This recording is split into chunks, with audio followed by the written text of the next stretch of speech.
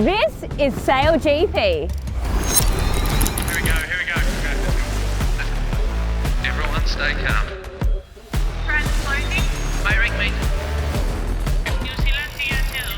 Now that we're back on land, let's take a step back. I'm Lisa Darmanin, and today I'm going to guide you around the world of SailGP. SailGP is our close-to-shore, nation-versus-nation, high-speed, high-tech racing series that is truly like no other. The league started in 2018 to redefine the future of sailing.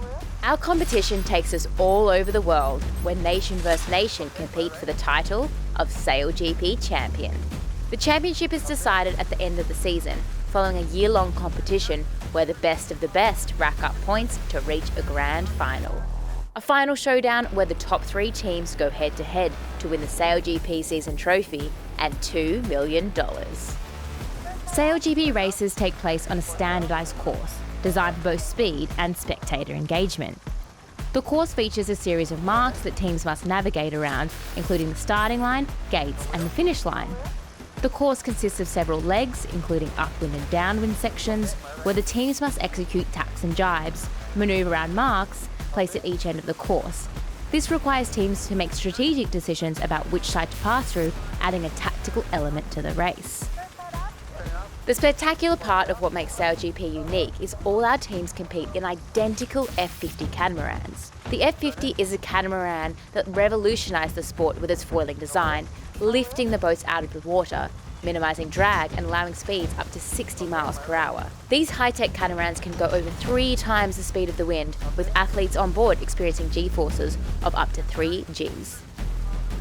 To adapt to various wind and weather conditions, the F50 catamarans are equipped to sail 3 different wing sizes, as well as interchangeable dagger boards and rudders.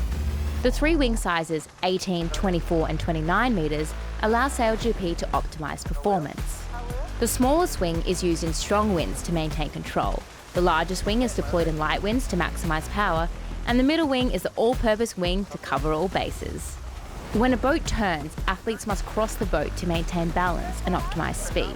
In manoeuvres, crossing is a crucial skill. Coordination and timing are everything, with each crew member playing a vital role in ensuring the boat transitions seamlessly through the turn. To mitigate the risk involved in crossing the boat, athletes are tethered with safety harnesses, allowing them to move freely while ensuring they remain securely attached. Now, what happens when water, air and speed meet? You witness the F50 soaring above the water. Similar to an airplane on the runway, when the F50 reaches the right speed, its hydrofoils lift the boat out of the water. But these athletes are on the limit. Fly too high or lose control, the crashes can be spectacular. Capsizing is a constant risk, with the boat potentially flipping over if there's too much power in the wing from the gusts of wind. Now, to reach top speeds, each of the 6 athletes on the F50 plays their own part. Like a finely tuned race car at full throttle, the crew on the F50 need to work in perfect harmony. The grinders are the engine and generate power to make moves. The wing trimmer is the accelerator and controls the speed around the track. The flight controller is the tyres, providing the connection to the surface. The strategist is the mirrors and the sensors, giving the vision in front and behind. And lastly, the driver holds the wheel, tying everything together with steadiness and decision making. Success on these F50s requires more than just physical strength. It's the combination of mind and body, unwavering focus and rapid reactions that enable these athletes to push limits and achieve incredible speeds on the F50. Each role, from driver to grinder, is vital to the team's success. Without each role working together, everything would fall apart.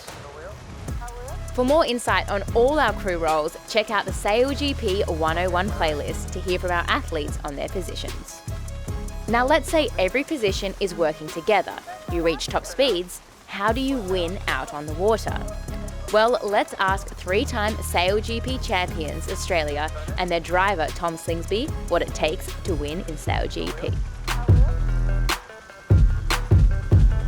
What better way to learn more about SailGP than chat to the 3-time defending champion? Tom, how do you actually win a race at SailGP? Really 3 different tricks to being able to win a race. The way you go around the course faster than your other teammates is A, you might find more wind and sail the boat faster through the water. B, it might be through technique on you're able to sail the boat quicker in the same amount of wind as your competitor. Or C is finding wind shifts on the course, angles and the breeze differences which allow you to sail less distance around the course. So to be able to sail less distance, it's not like going around a racetrack in a car. You've actually got to zigzag around the course. You've got to find better wind, be able to do that. But how do you actually see the wind?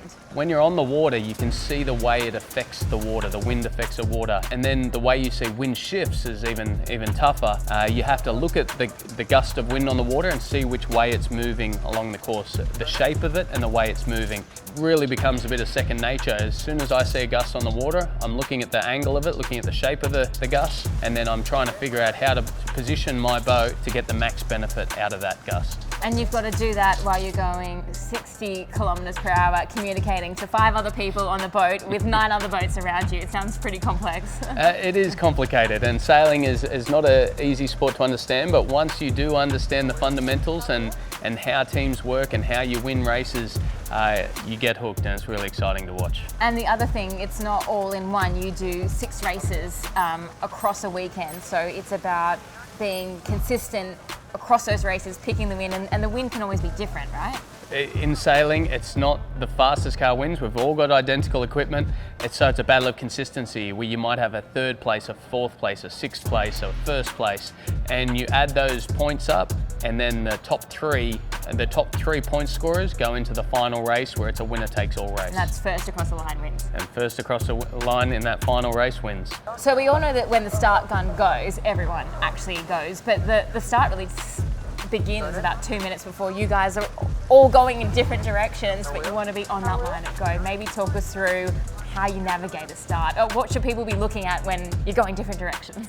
Unlike an F1 race where you got your grid position, or a horse race where you're all in your stalls ready to roll, we're fighting for position in that pre-start. There's an optimum position on the start line, and we know that multiple teams are going to go for that spot. At 10 seconds to go, we've got runway to the line where we can build our speed, and we're trying to have room from the other boats so that we don't have anyone else affecting our wind. And so it's not necessarily about being on the line at go, but it's about being fast at go with room to get faster. Yes, you'll see that it's not always the boat that hits the line the closest to the start gun, but if it's a boat that hits the line the fastest within a certain amount of time. Okay, so we learnt that you can either win a race by sailing less distance or going faster, but if you're back in the pack and you're trying to overtake, how do you make those moves? Is it around the marks, or is it trying to find better wind? Yeah, it's very difficult to overtake. Obviously, we've got a racetrack and we've got congestion points all around the course. In between the congestion points, unlike, say, Formula 1 or motor racing, we've got a bit more room to try to find an overtaking lane. Unlike Formula 1, we're dealing with the wind on the water, and the boats who are in front of us actually can affect our wind. If they position themselves between us and the top and the next marker of the course, we're actually going to get less wind. Each time you turn a mark is an opportunity to gain a position. Well, Tom, thanks so much for talking us through. It sounds like every day is different out there, every race is different, and you just got to keep an eye on everything. You guys have so much on out there to pull it all together, so thanks for sharing. No problem, thank you. In summary, SailGP is more than just a sailing competition. It's a dynamic and revolutionary sporting league that showcases the best of sailing talent, cutting-edge technology, and a commitment to a sustainable future. For the thrill of high-speed races to the precision of manoeuvres, every moment is designed to push the limits of what's possible on the water. Get ready to experience sailing like never before.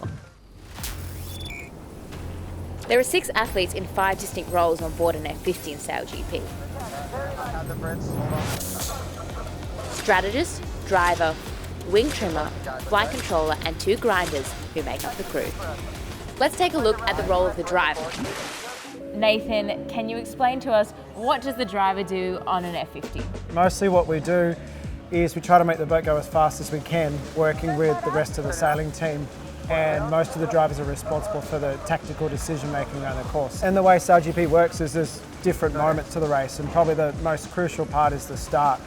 We've got 10 boats all trying to go through a tiny start line, and so our job as drivers is to find the optimal spot on the start line and to hit the line with more speed than everyone around us, and somehow in that final 30 seconds articulate to the rest of the crew what we're thinking so that the rest of the crew can help make it happen. Backing now, invert through. Yep, just we're in a pretty good spot here. Keep it slow now. Communication is so important. Every position is very critical, but as a driver, as the leader, I guess you're leading that comms? Yeah, definitely the driver's job is to lead comms and overall performance of the boat. You know, the way I see it is one of the most important jobs of the driver of the team is to drive the performance and keep everyone nice and calm. All right, well, maybe let's head up and have a look at your cockpit. So it looks a little bit more complicated than a car wheel. You've got some twist grips and some buttons. Maybe talk us through what controls you've got as a driver. Yeah, so the most obvious ones are these twist grips. They effectively fly the boat. So the wheel will work with the hull on the opposite side, so you can fly the boat in brief moments while the flight controller's crossing. Because we always have to change sides when we tack and jibe. There's those 5 seconds basically while the flight controller's running up that all the drivers will grab one of the twist grips and fly the boat. And they work pretty simply. You roll it backwards to add lift to make the boat go high. Pull the boat out of the water. And then you roll it forward and you can lower the boat into the water. And then behind here there's another 10 buttons. And you can configure these to do pretty much any function on the boat. So we have it set up so we can help adjust the rudders. So the rudders, They steer the boat. They steer the boat, yeah. so the rudder steers the boat left and right, but we also can change the lift that they create forward and aft. So not only are we flying on the dagger boards, we're flying on the rudders at the back. Then you can put the jib functions here too, or the wing functions here. Each team configures it their own way. So when you're talking about the rudders and the dagger boards are the main foils that lift the boat out of the water, and the rudders are the foils at the back that lift the back of the boat out of the water and help steer the boat. Exactly, like I think the front foils probably lift 90% of the weight of the boat, and then the back foils are basically there to provide pitch stability. It's like an aeroplane flying without a tail wing. You need to have both wings to make the boat fly. When you talk about the other buttons in terms of the jib, that's the front sail of the boat, and the wing being obviously the main power. When would you kind of input into those? Well, usually again it's when people are crossing the boat, or if we're in light winds and you've only got 4 people on the boat, and so you lose your jib trimmer because there's normally 6 of us, but to make the boat lighter, to make it perform and foil in light airs, we lose a couple of people. So if you can control some functions on the jib or the wing, it just means that you can help the performance of the boat. When you lose people in light air, why is that? We've got 6 people on board, you go down to 4. What's the reasoning? The boats are powered by the wind, and if there isn't much wind, then the boats won't go very fast and they won't foil. To make the boat lighter, to help it foil, we reduce crew weight because we can't make the boat any lighter than it already is. Because you've got only a certain amount of power with the wing, so your engine's only so big, you make the car lighter, you make the boat lighter. Exactly, so the first step is we make the wing bigger. We have 3 sizes, so in the lighter winds we go to the bigger wing, go to the 29 metre wing, put a bigger jib on. But if that's not enough, then you start trying to make the boat lighter. When you're trying to do a manoeuvre, how much are you steering the wheel to be able to, maybe firstly in a straight line, but then when you're trying to do one of those big manoeuvres like a tack or a jibe? Imagine the wheel's like the wheel in your car. When you're trying to reverse park your car, you're going to use a lot of wheel because you need to manoeuvre into a small gap. That's pretty much what we do when we're not foiling. When we're like down speed and we're trying to find our spot in the start, we'll be using a lot of wheel, and we'll be doing like full turns one way or another. But once you're up and foiling and doing close to 50 knots, the wheel is very sensitive because it's just so finely tuned that you're probably only moving at like 5 or 10 degrees. But then when you go into manoeuvres, then that's when you start bringing like the turn rate back into it. It's like going down a highway versus trying to do a U-turn. Absolutely, that's why I think it's so relatable to people who drive cars. Like you turn it left and right. If you're going fast, do little. If you're going slow, you can do a lot. That's not the only similarity to cars. I've also can see you've got 2 pedals there. Is that brake and accelerator, or what? I wish I had a brake sometimes. No, the 2 buttons down here are to control the boards when they go up and down. So obviously we sail along with only 1 board down, minimal drag, maximum thrust with that. To do a tack and a jibe, to do foiling manoeuvres, we need to drop the board And so I've got a foot button here that I'll press when we want to do a tackle jibe. So it's a simple push the button, board goes down. When it hits the lock, that's when I can turn the boat. And the board up button usually gets used by the wing trimmer on the other side of the boat when they lift the board out. And to do taps and jibes, I guess the reason that you're doing all these turns around a racetrack is because you've got to zigzag your way up a course. You can't point straight into the wind. The way that our race courses are set up is you pretty much need to go into the wind and go downwind because it's a windward leeward course. Obviously we now have the boundaries around the course, we have to do tacks and jibes. So normally upwind we're tacking through about 45 degrees, so like a full 90, back the other way, and that's why you see zigzagging around the course. The windier it is, the higher we can point upwind and the lower we can point downwind. Less manoeuvres you need to do. Less manoeuvres. So less that's board up and down. And that's why we're always trying to find more wind, because more wind means more speed, it means less manoeuvres, and that's usually what wins a race. And you're trying to find more wind as the driver and communicate that to your team. Exactly, so I'll be sitting in exactly this position, the wing trim will be right where you are, and then we'll have 3 more people in front. The lower everyone can get, the better vision I have. So if you ever hear someone on the boat say body's down, they're trying to tell everyone to get out of the way so you can see. The last thing you want to do is to stand up here because then you're right in the wind and it's quite draggy. So you see everyone kind of hunched down as best they can, especially when the bow touches the water because the spray comes at you at 40 knots and you want to duck out of the way. It's like people riding a bike, you got to get nice and low and aerodynamic. Yeah, there's a lot of aerodynamics in this sport. We use obviously the sail and the wing, the jib and the wing to thrust us forward, but everything else is just drag. And what sort of communication do you send back and forward so that everyone can do their role properly? I guess a lot of my communication is thinking about the tactical side of the racing. You know, how long until the next manoeuvre, which mark are we going to take when we get up the course or down the course. We normally refer to it in left or right turn because it's very easy as you look at it. And the other part is the traffic. You know, there's 9 other boats out there that you've got to avoid, so you're constantly trying to look through this tiny little gap in the wing to the other side of the course to see if there's another boat coming towards you. P6 on the boats is extremely important. They'll be running around the boat, often going to the center of the boat looking for that traffic. So there's a lot of communication that happens at the back here. And then the middle cockpit where you're sitting is the wing trim and the flight controller, and their conversation's all about performance. How fast are we going? Do we want to go in a faster mode but sail a wider angle, so do more distance but with more speed? Or are we happy to sail a higher, slower mode? As a driver, it's a pretty steep learning curve, but you've been here for a while. What's it like, do you think, for a new driver jumping into an F50? It's a huge challenge to sail these boats. Like, they're by far the hardest boat I've ever sailed. But the harder thing is you've got 5 other people that all need to share the same brain. So it's so much about communication. And sometimes when we're racing the other boats, there's just no time to talk about what you're going to do, because by the time you've explained the plan, the moment has gone by. And what a driver really needs to do is they need to understand the play of the race and how it's unfolding, and they need to work out how to explain what they want to do to the other 5 people in as fewer words as possible. And the more time you spend sailing with your P6, your wing trimmer, the flight controller, the more time that this back 4 spend in the same boat together, the less words required and the higher accuracy the boat can be sailed. Thinking as one. Got to think as one. Well, thanks for talking me through the driving, Nathan. It sounds just as easy as driving a car. Anyone could do it. No, it looks very complicated and very nuanced throughout the boat. So thanks for your time. My pleasure. Let's take a look at the role of the strategist. I'm here with a strategist from the Emirates Great Britain team, Hannah Mills. Hannah, can you describe the role of strategist to me and also how you approach your role? Because every team's a little bit different. So the role of strategist is basically to help navigate the boat around the racecourse as fast as possible. You're pointing out all the bits of information to tell the driver so they can hopefully avoid mistakes, pick the wind shifts and get around quickly. So you're really the eyes of the operation. You're looking forward, you're looking back, you're looking across, trying to just paint that picture. Exactly. And what are you sort of looking at when you're out there? Obviously you talked about the other boats, but in SailGP, you've got to sort of like do lots of maneuvers, you've got to zigzag, you've got to get around marks. It's not like just going around the circuit. What are you sort of deciphering out there? Yeah, it's a balance of trying to make sure you're picking the right moments to give the information, painting the picture. So often you're talking about the wind that's coming down the course, because as a sailor you can see the wind on the course. The darker patches mean more wind, the lighter patches mean less wind. It's right gate by 55. It's right gate, you want it in? Yep, so we could split here.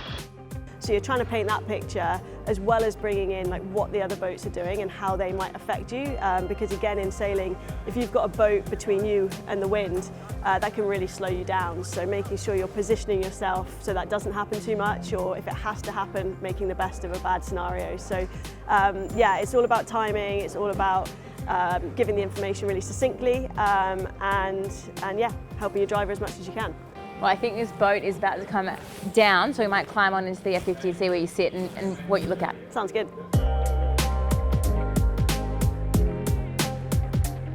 All right, Hannah, so this is where you are when you're racing. Obviously, you're out on the water and there's a wing in the sky. So you're sitting behind the driver. Where are you looking? What are you doing? What are you hanging on to? Because the G-forces are pretty big. Yeah, so you're attached to the boat via tether here.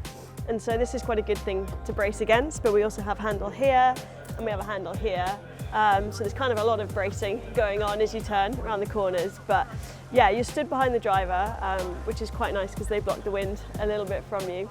But on the wing, there's a big display screen, which has got loads of information for the strategist about the wind angle, where the wind's coming from, the boat angle, how fast you're going. It has where the other boats are on it.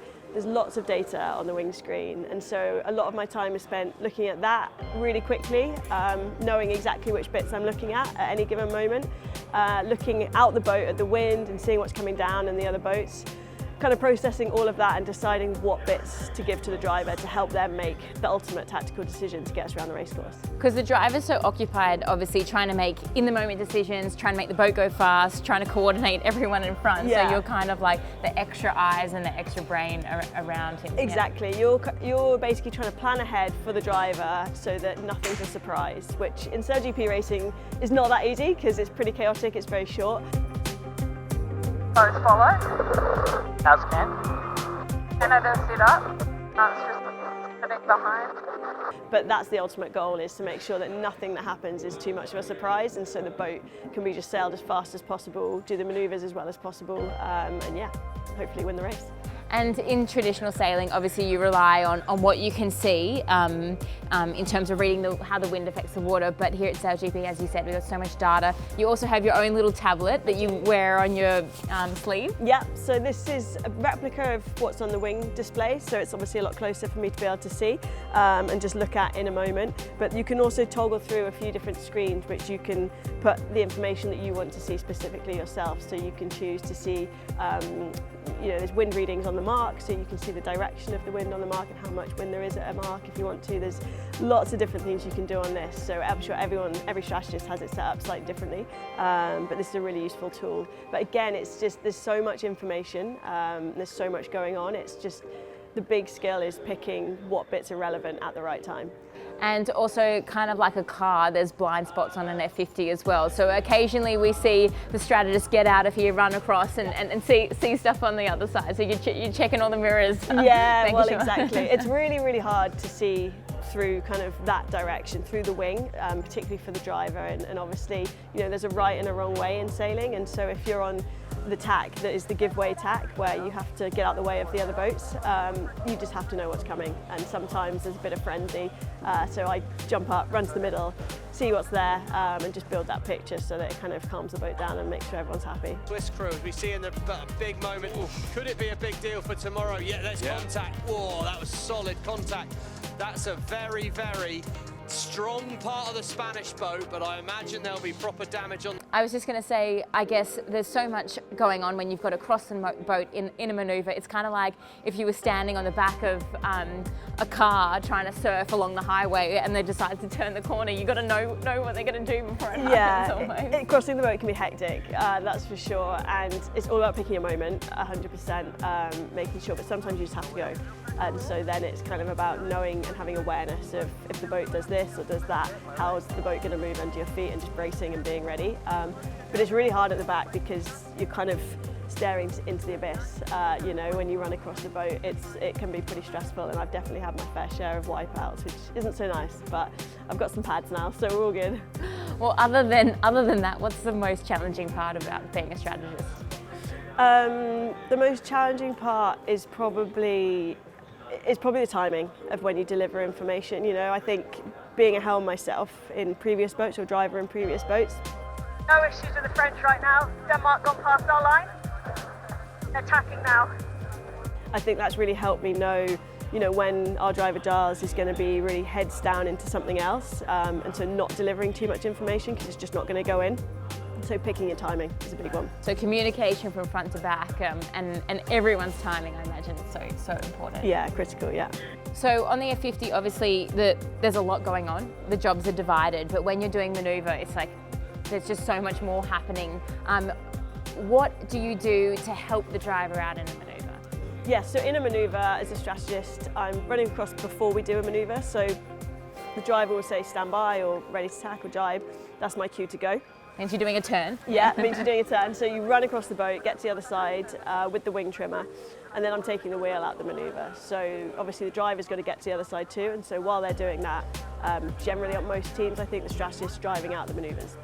Just taking that load off, because traditionally the wing trimmer was sort of steering behind their back, so it's kind of, but you're just unloading them to be able to trim the sails, and because like out of a manoeuvre, getting that boat speed up as fast as possible is really important, especially imagine when there's other boats around you as well. Yeah, it's huge, and it's definitely offloading the wing trimmer to be able to trim the wing as well as possible to get that speed up as quick as possible.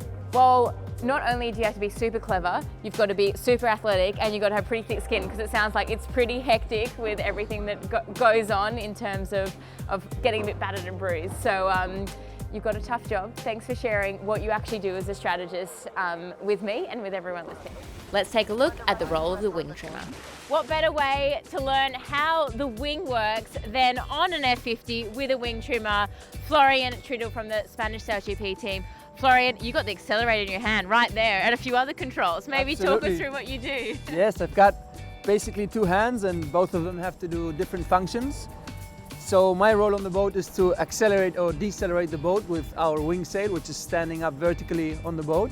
I've got my HMI, my human machine interface, my buttons to control the shape of the accelerator in this case, and a joystick. No? And basically with these functions and with my hand with the sheet, what I do is accelerate and decelerate the boat. Who's got it right? Here we go. Oh, what a start by Botin at the top of the line, the only boat at full speed. He's hammering in fast here. Pedal to the metal when the gun went. Perfection from the Spanish.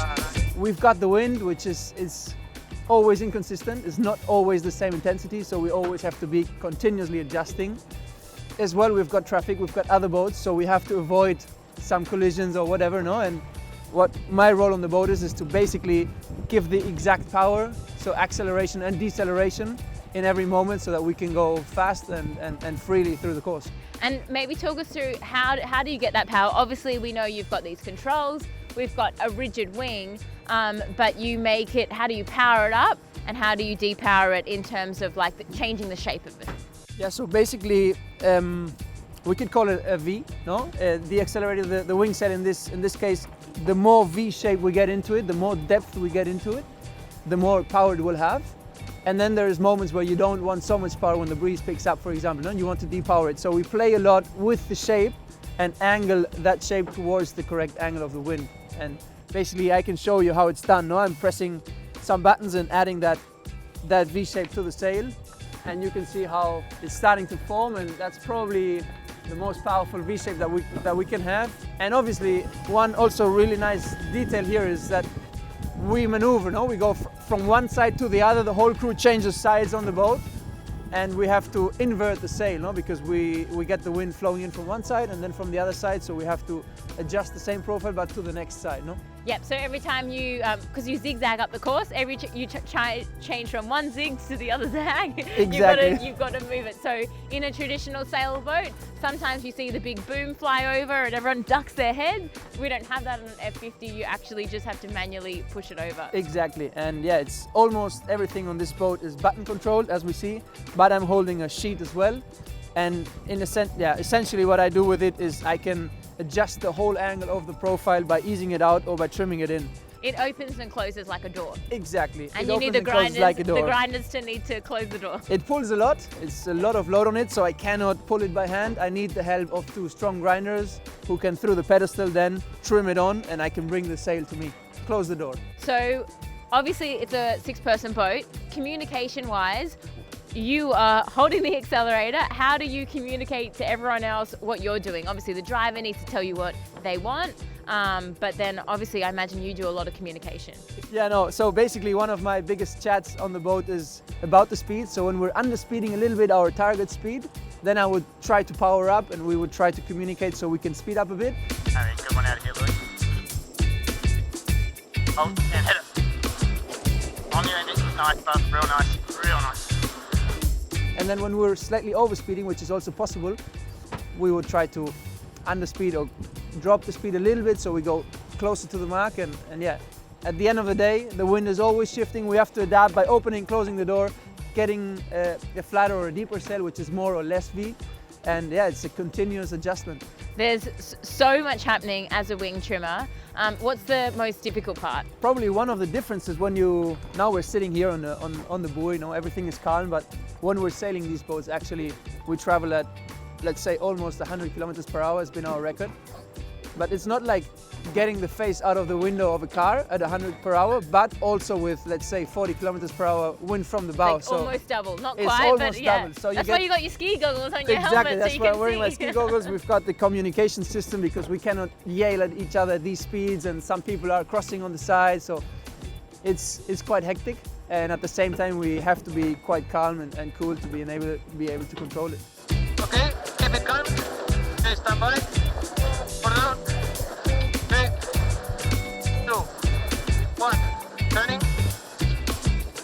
Okay, pressing through, please. I would say the most difficult part is making it work in a perfect way with the rest of the crew, the other 5 members, and yeah, I think it's an art, and at the same time it's incredibly enjoyable. So yeah, it's why these boats are the pinnacle of the sport, and we really enjoy sailing them.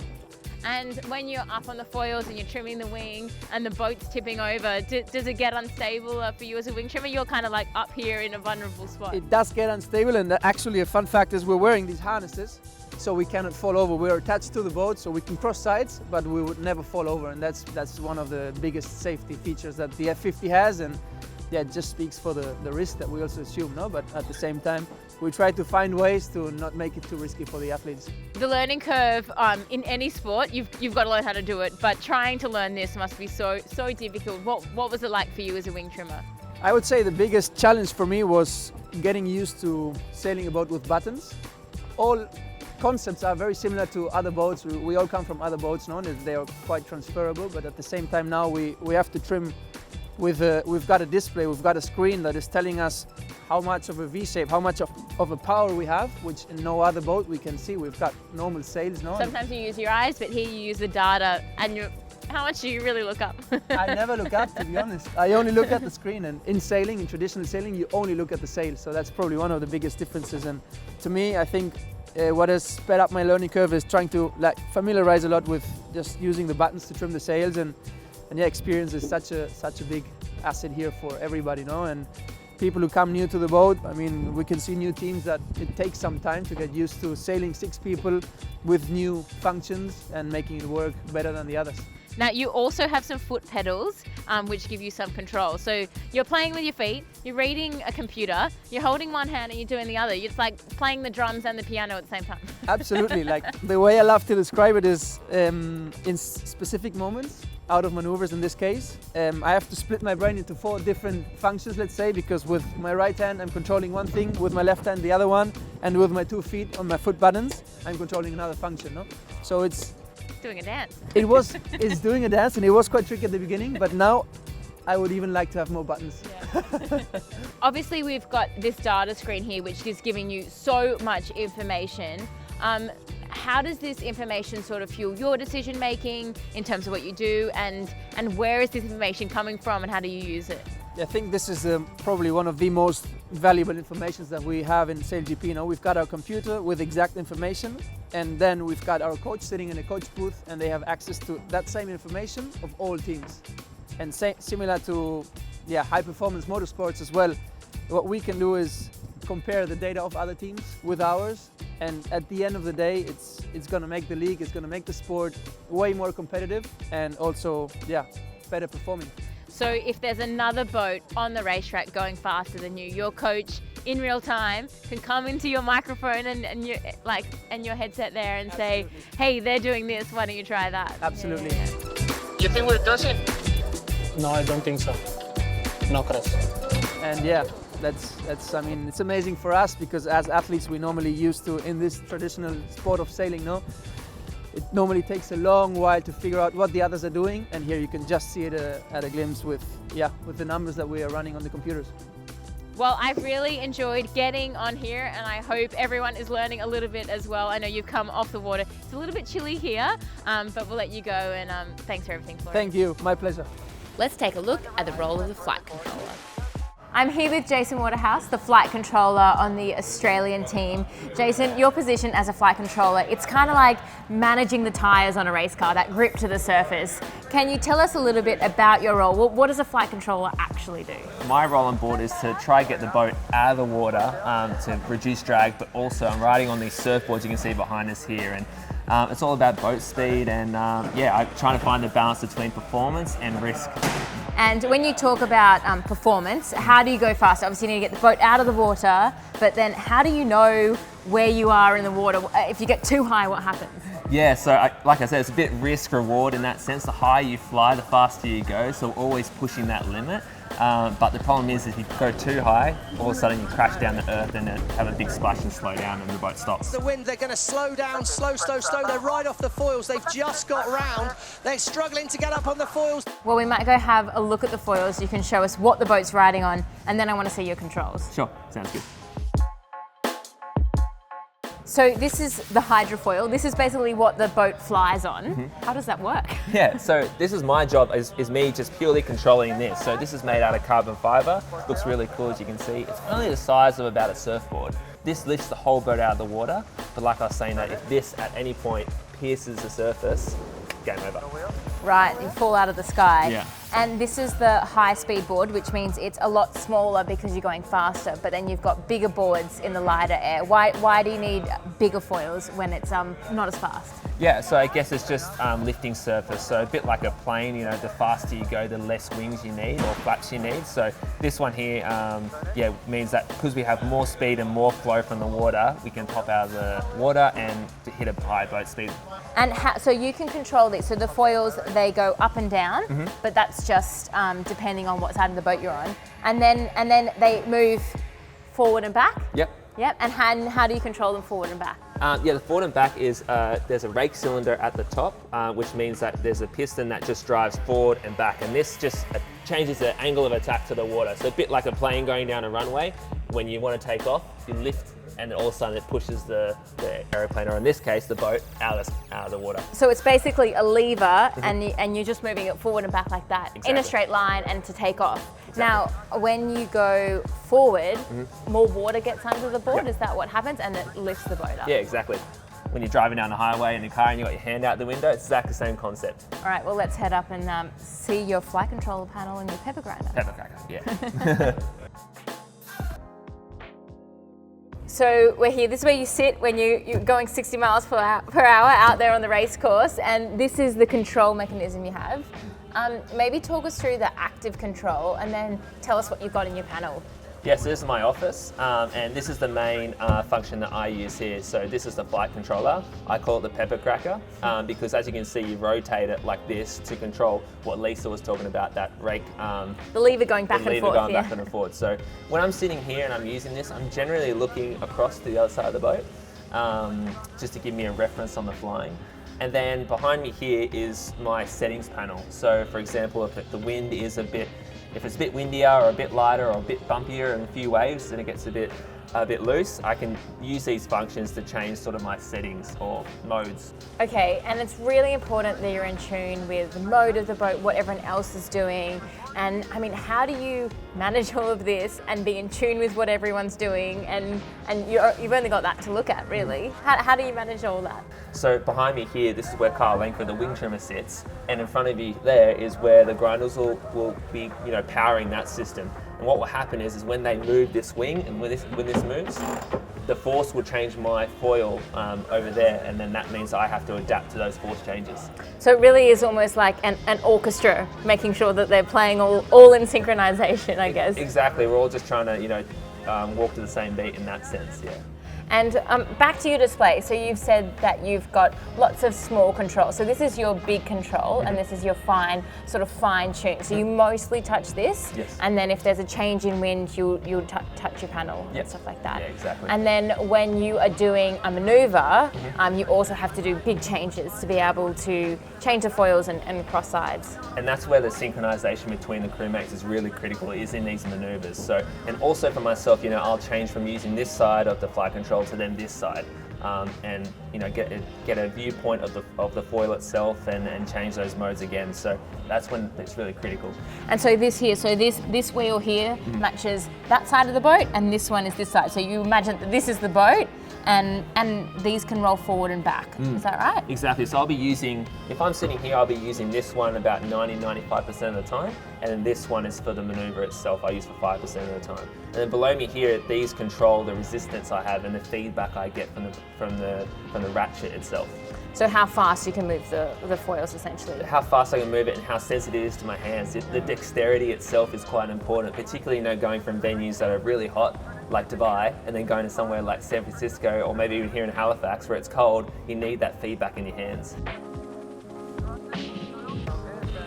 So we know when it's going well because you're going fast, you look really stable, and we know if you get the foils out of the water, you have that big crash down, that nosedive. Maybe talk us through what goes wrong when you do that.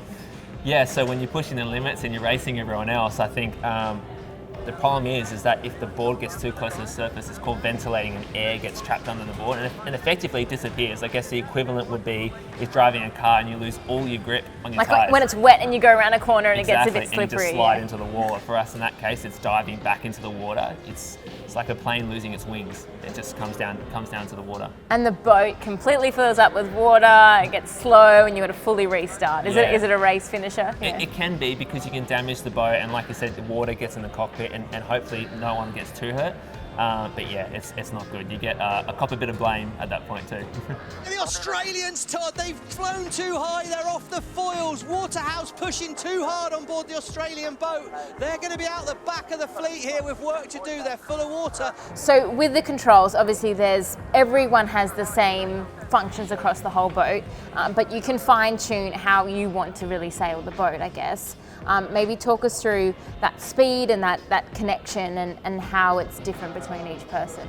Yeah, I mean, all the boats are exactly the same, and that's what makes it unique in the racing itself. It's all down to the sailor's skill. And the little things you can change are just that dexterity, like I was mentioning before, and the slight settings. I guess the equivalent would be like a gamer might find that he needs, faster sensitivity for the moving of the mouse or whatnot. It's the same here, where you can adjust those things slightly. Jace, you sit in the middle of the boat and you're very laser focused on the height of the boat out of the water, but maybe how do you communicate with everyone, obviously behind you and in front of you, so that everybody's in sync and knows what's going on and knows what's going to happen next? Yeah, I mean, there's 6 people on board, and we're all got such different jobs, and we all need to pull our weight to get the results. But the hard thing is to say what's important, but keep the airwaves open for even more information to come in. So I think developing that dialogue and that communication between the group is really critical, and we've worked on this for years. I mean, it's not something that we just have and then have stopped. We're always developing that comms playbook. Well, thanks so much, Jace, for showing me your office and giving us a little bit of an insight of the job of a flight controller. Pleasure. Let's take a look at the role of the grinders. To generate power in the wing, the grinders, they need strength and stamina. I'm here with the USA team grinder, Anna Weiss. And Anna, tell us what it is to be a grinder. Yeah, so a grinder on the boat, there's 2 of us on board, and we're basically in the front of the boat spinning the handles. And all it does is provide power for the wing trimmer to bring the wing in and out. Well, I want to see what you actually do. So should we head up into the F50? You guys just got off the water and you can show me what you do? Yeah, let's go. Grinders are the people you can see at the front of the boat. They're the ones that are helping pull that big sail in and out, moving those grinding handles. You can see them working hard. Slingsby brings it in fast. Whoa, that was so tight. Okay, Anna, this is where the magic happens. So talk us through it. What does this do? Yeah, so basically I'm in the grinding position number 2. So the person I'm facing is grinder number 1. Okay. And so we're basically facing each other and we're just spinning the handles like this. And again, like that's powering the wing trimmer's ability to, move the wing in and out.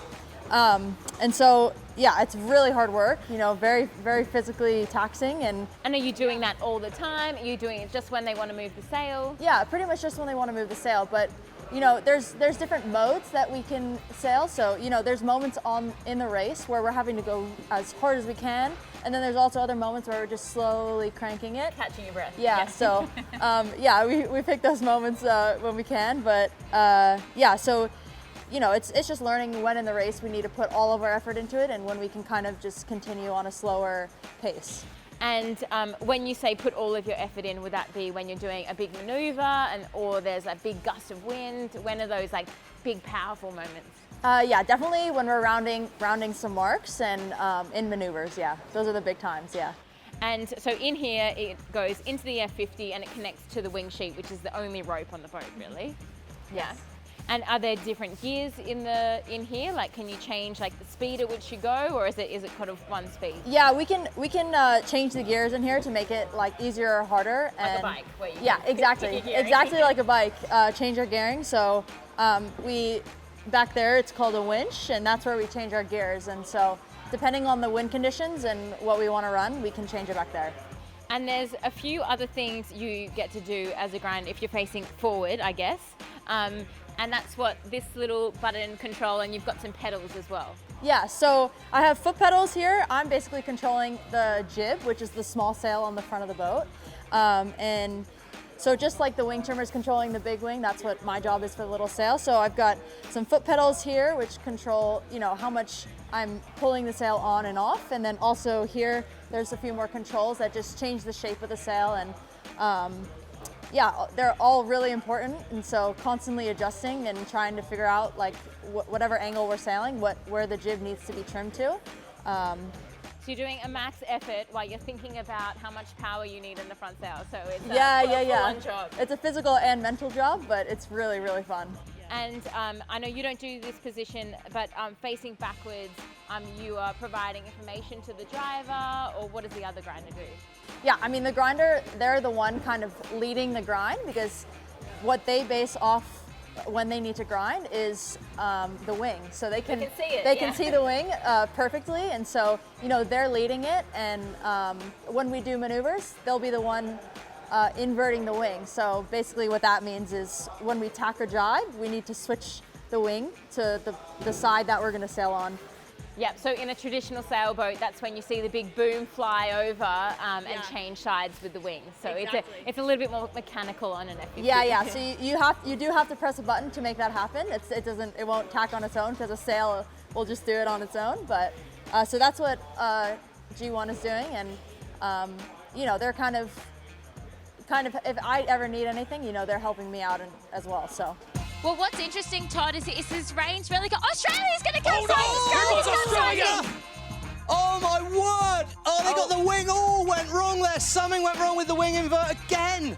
Oh no, have a look at it. Big moment. We've never seen that before in SailGP. They all look all right, the crew in the pods. Oh, plenty of experience there, but that disaster for the Australians. What a moment out there on the water. How many watts or how much power do you really need as a grinder, I guess? Never enough. So you're always trying to get stronger and fitter. Yes, exactly. And what's the hardest part about being a grinder, other than maybe like the fitness and the strength? Yeah, I mean, I think probably that's the hardest part. You're putting in long hours when you're not here and training really hard in that sense. But there's a lot to the job, and so I think you're always trying to get better, watching video. How can I be a better jib trimmer? How can I be a better grinder? So there's just a lot to always learn, but it's really fun. And every position is so critical. And if you guys don't do your job up here, what happens? Nothing happens. Nothing happens. Nothing happens. We are the glue. Yeah. Like it's like if the engine's not working, the boat's not going to go forward. Yeah, exactly. So when you're not here and not sailing, what are you doing in the gym to get you ready to be able to grind out there on the water? Yeah, well, we have a trainer who works with our team, and so he's programming some lifts as well as 5 to 6 cardio sessions a week, and so sometimes it could be anywhere from 90-minute to 2-hour grind, just zone 2 to high intense intervals, and yeah, it's a lot of work that you have to put in to kind of continue to get fitter. And additionally to getting fitter, we're also watching a lot of videos. So it really is a full-time job when we're not here. So yeah. What do you like most about this position? You like the challenge? I like the challenge. I really like the challenge. And I also really like trimming the jib. I think it's a really fun job, and when you do it well, it's really rewarding. So. When you jumped on the F50, especially I guess in this position, what was the learning curve like? Obviously trimming a sail is a technical position, and then obviously you got the power and endurance as well. What was it like? Yeah, it's been really challenging, but luckily it's been a pretty steep learning curve. The hours are still very few that we've done, but every single day that I go out, that I'm just picking up on one more thing and everything's slowing down a little bit more. So, like when I first started, I was so overwhelmed by doing these controls on the buttons, and I was always looking and not focusing on the grinding. But now, it's all right. I can look and I can press, and I have it more in control, and now I can, I'm better at anticipating what's going to happen, and I think that's kind of the goal. You want to always be anticipating what's going to happen and be ahead of it. So it's been good. Go hard, Peter. Go forward. Stay with me. Keep grinding. Keep grinding. Grind, please. And turning. All right, you can show me how it's going to go towards you. Yes. Yeah. Oh, it's like really quite fast. Yeah. But like there would be so much load. Yeah. Yeah. But there would be way more load in this. Yeah, I'm just trying to not get thrown off the handles by one of the big boys. Yeah, you're with like a 100-kilo guy. Yeah. On the other side, pushing you around. Yeah. Nice. No, so it's good, gets your heart rate up a little bit. Cool. Yeah. Just a lot harder when you got to pull a wing in. Exactly. Thank you so much for chatting us through what the grinders do on the F50. Yeah.